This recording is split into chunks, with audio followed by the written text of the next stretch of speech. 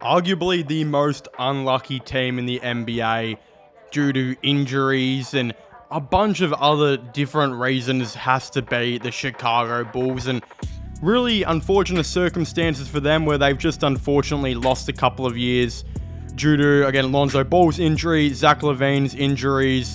Kobe White's only just now developed into being a really good player, but a slow start to his NBA career. Patrick Williams still coming in to his own as a player. Really does seem to be some lost years for the Chicago Bulls, but fortunately enough for them, they still do have their first round pick and are hoping to, of course, turn the luck around. We do know that Lonzo Ball is expected to hopefully play next season. Kobe White's an absolute beast now. Patrick Williams is only getting better. Zach LaVine, if he's on the team again next season, hopefully will be off his injuries.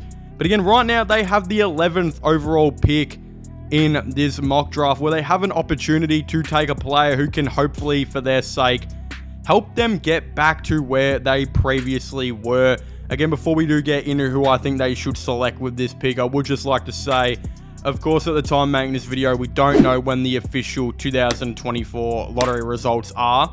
We don't know who's won and who's lost. So again, I will just be going based off standings, which does have the Bulls in pick 11. If you're wondering why I didn't take a certain player with this pick, it might just be because I've already taken him with a different pick to a different team. So I do highly recommend you guys go and check out my full 2024 NBA mock draft, which I will be linking in the description down below. But without further ado, here's who I think the Chicago Bulls should select with the 11th overall pick in the 2024 NBA draft.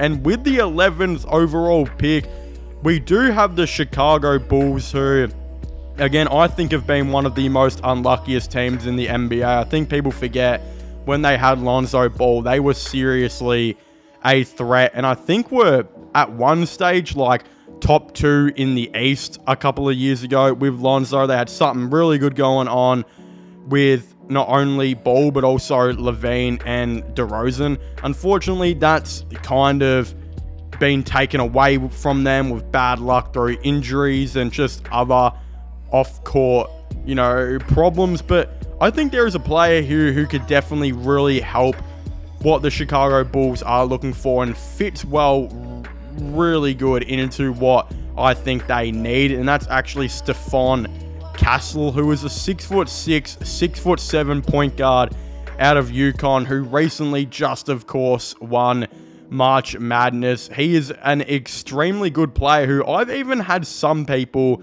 not only have in the top 7 of this draft, but I actually saw one guy, I think, on a podcast say he would take Castle at pick number 3 just because he believes he has some of the most upside in this class. It is being said that Castle is a big guard who was at his best with the ball in his hands and using his impressive array of moves to get into the lane to score or make plays for his teammates. He's a dynamic athlete with a quick first step, a lot of shake and bake, and has a great feel for knocking defenders off balance.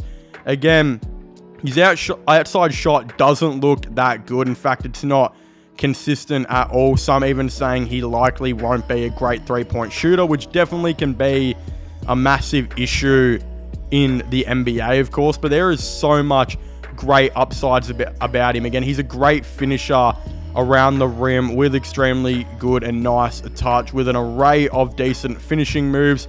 He's an active defender, not only on ball but off the ball as well, kind of being a bit of a pest. He's got a great awareness. He disrupts a ton of plays.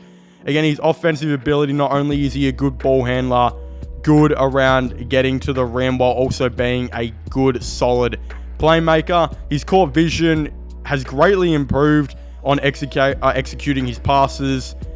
And again, some are saying could be potentially the best playmaker in the draft. I think Topic has taken that quite easily, but Castle has really improved so much as he has gone on with that, where I think a lot of teams will be looking for that being a massive bonus. Again, as I said, there are some downsides, being his three-point shot isn't good.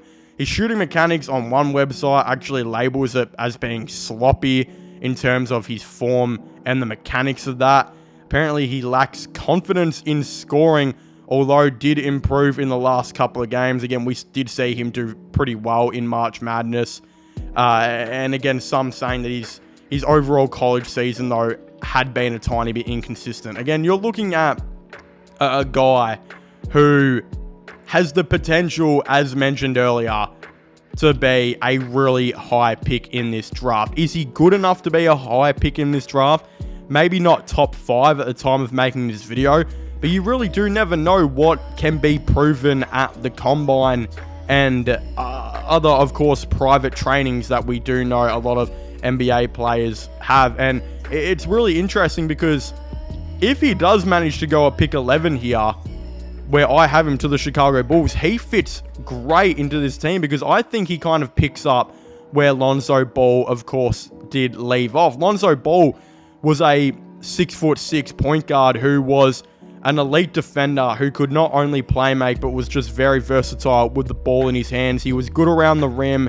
He could finish very well, and he was just the ultimate floor general.